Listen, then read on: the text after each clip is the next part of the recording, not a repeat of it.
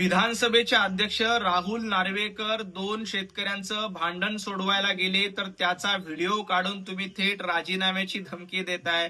अहो संजय राऊत, अलिबागचे किती सातबारे शेतकऱ्यांना फसवणूक करून तुम्ही स्वतःच्या नावावर करून घेतले हे एकदा बघा।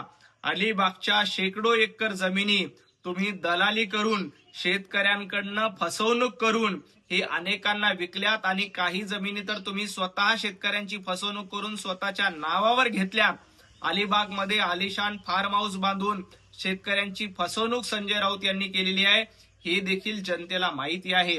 राहुल नार्वेकर दोन शेतकऱ्यांचा वाद सोडवण्यासाठी गेले होते, त्याची आणि बाकी व्यवहाराशी त्यांचा काहीही संबंध नाही याचं स्पष्टीकरण कालच त्यांनी दिलंय। दोघांमधला वाद सोडवणं हा गुन्हा आहे का? संजय राऊत, तुम्ही अलिबागच्या बंगल्यामध्ये बसून काय धंदे करतायत?